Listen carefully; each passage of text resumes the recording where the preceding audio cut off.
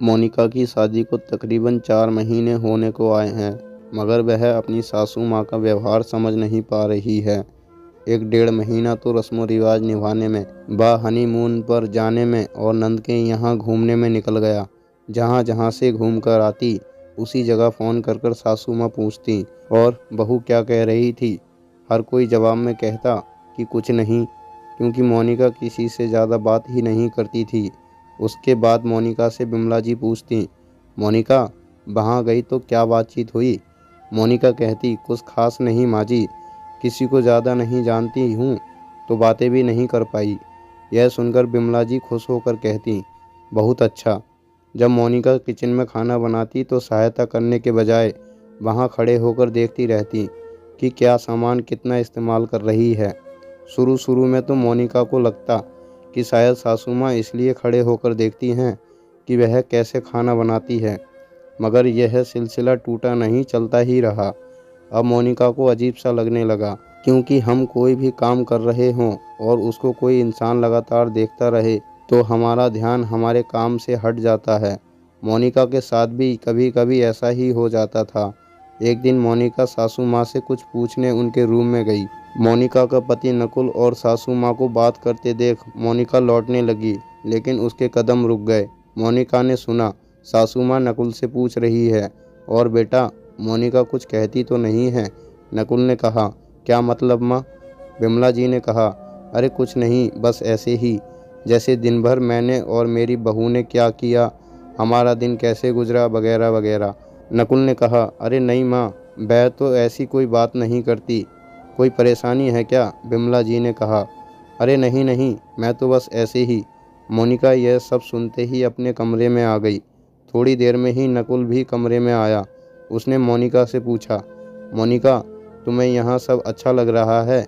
सब कुछ ठीक है? माँ के साथ तो तुम्हारी खूब पटती होगी। मोनिका ने कहा, हाँ सब ठीक है, मगर आज तुम ऐसा क्यों पूछ रहे हो? नकुल ने कहा, नहीं, कभी कभी तुम्हारा ख्याल मैं भी कर लेता हूँ। मोनिका मन ही मन सब समझ रही थी कि नकुल ने ऐसा क्यों कहा। एक दिन मोनिका बाजार जाने के लिए जैसे ही निकली, सामने वाली ताई जी को देखकर मोनिका ने उनसे नमस्ते किया और ताई जी भी नमस्ते करके हालचाल लेने लगी। फिर मोनिका निकल गई, लेकिन मोनिका पूरी सीढ़ी भी नहीं उतर पाई और उसकी सासू माँ फ़ौरन ताई जी से बात करने लगी और पूछने लगी, और हमारी बहू क्या कह रही थी, आपकी खैरियत पूछी या नहीं? ताई ने कहा, बस ऐसे ही हाल चाल की बातें हुई। सासू माँ संतुष्ट होकर चली गई। लेकिन यह सब सुनकर मोनिका को आज काफ़ी गुस्सा आया कि मालूम नहीं क्यों सासू माँ ऐसे करती हैं। वह कुछ सुनना नहीं चाहती थी, मगर कभी कभार उसके कानों में ऐसी बात पड़ ही जाती थी। मोनिका की अपनी नंद अर्चना से बहुत पटती थी।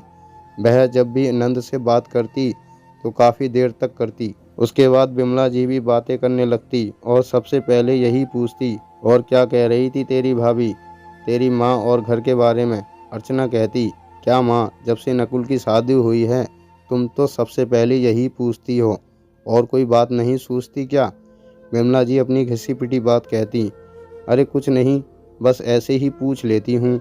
अर्चना कुछ दिनों के लिए अपने मायके आई। कुछ देर बातचीत करने के बाद मोनिका चाय नाश्ता बनाने गई। मोनिका के पीछे पीछे सासू माँ आकर देख जाती। ऐसे ही जब मोनिका खाना बना रही थी तब भी किचन में जाकर खड़ी हो गई। अर्चना ने कहा, क्या माँ अपनी बहू के पीछे पीछे लगी रहती हो? बेटी को अकेला छोड़कर यहाँ वहाँ चली जाती हो? बिमला जी मुस्कुरा कर रह जाती हैं। दूसरे दिन अर्चना ने देखा, जब मोनिका कपड़े धोने के लिए वॉशिंग मशीन लगा रही थी तब भी बिमला जी वहाँ जाकर खड़ी हो गई और देखने लगी कि कितना साबुन डाल रही है, कैसे कपड़े धो रही है। मोनिका रसोई में जाती है तो रसोई में भी चली जाती हैं। आस पड़ोस में किसी से मोनिका बात करती है तो पीछे पीछे पहुंच जाती, और अगर पहुंचने में देर हो जाती तो उसी शख्स से पूछने लगती कि उनकी बहू क्या कह रही थी, चाहे कोई काम में सहायता करे या ना करें, कुछ कम ज़्यादा इस्तेमाल करने को कहें या ना कहें, लेकिन पीछे पीछे लगी रहती कि बहू क्या कर रही है। यह सब देख अर्चना को काफ़ी अजीब सा लगा और उसे अपनी माँ की ऐसी हरकत पर गुस्सा भी आ रहा था। आखिर उससे रहा नहीं गया और अपनी माँ से पूछा, माँ यह सब क्या है? पूरा दिन मोनिका भाभी के पीछे लगी रहती हो, उस पर नज़रें गड़ाए रहती हो, कि क्या कर रही है, कैसे कर रही है, किससे बातें कर रही है, क्या बात कर रही है। विमला जी ने कहा, हाँ बेटा, करना पड़ता है। रसोई में कुछ बिगाड़ तो नहीं रही है, वही खड़े खड़े कुछ खा तो नहीं रही है, किसी बाहर वाले से घर की बातें तो नहीं बता रही है। घर की इज्जत का सवाल है, आखिर बहू है, नज़र तो रखनी पड़ती है। इसलिए तुझसे भी पूछती हूँ। अभी वह चाय बनाने गई है, मैं रसोई से होकर आती हूँ। अर्चना ने कहा, माँ तुम ठीक तो हो? यहाँ पर बैठो, उसे अपना काम करने दो। मोनिका भाभी के रूप में तुम्हें अच्छी बहू मिली है। तुम्हारी इन बातों से उसे भी बुरा लगता है, मगर कुछ कहती नहीं है।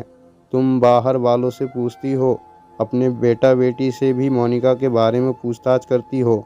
माँ यह ठीक नहीं है।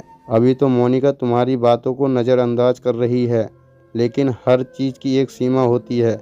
कभी न कभी वह तुमसे इस बारे में ज़रूर कहेगी, तब तुम उससे क्या कहोगी? या यह कहोगी कि तुम बहू हो, तुम पर नज़र रखना ज़रूरी है? अच्छा एक बात बताओ, उसने कभी कुछ काम बिगाड़ा है, या कोई उल्टी सीधी हरकत की है, या घर में किसी का अनादर किया है, घर की इज्जत का ख्याल नहीं रखा है? बताओ। विमला जी कहती हैं, नहीं बेटा, आज तक उसने ना किसी की बुराई की है और ना ही किसी का अपमान किया है। हर काम को अच्छे से करती है, कुछ नहीं बिगाड़ती, सब काम संभाल कर करती है। लेकिन फिर भी है तो बहू ही ना। माँ, मैं भी तो किसी के घर की बहू हूँ। मेरे साथ ऐसा होगा तो क्या मैं बर्दाश्त कर पाऊँगी? नहीं ना।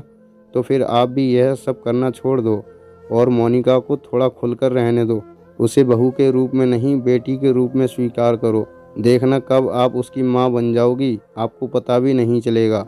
अर्चना ने अपनी माँ को समझाते हुए कहा, हाँ बेटा, तुम ठीक कह रही हो। इससे मेरा सम्मान भी बना रहेगा और मोनिका को अपनापन भी मिलेगा। विमला जी ने कहा। अर्चना की बातें सुनकर मोनिका की आंखों में प्यार भरे आंसू उमड़ आए। आंसू पोंछकर मोनिका चाय लेकर पहुंची और तीनों चाय पीते हुए बातें करते करते हंसने लगीं। तो दोस्तों, ये थी हमारी आज की कहानी। मुझे पूरी उम्मीद है आपको जरूर पसंद आई होगी। यदि आपको हमारी वीडियो पसंद आई है तो वीडियो को लाइक करें और कमेंट बॉक्स में अपनी राय हमें जरूर शेयर करें। तो दोस्तों, यदि आप हमारे चैनल पर नए आए हैं तो हमारे चैनल लाइफ टाइम स्टोरीज को सब्सक्राइब जरूर कीजिएगा और घंटी को दबाकर ऑल पर सेट जरूर कीजिएगा, ताकि आने वाली वीडियो का नोटिफिकेशन आपको तुरंत मिले। मिलते हैं और एक नई कहानी के साथ। तब तक के लिए धन्यवाद।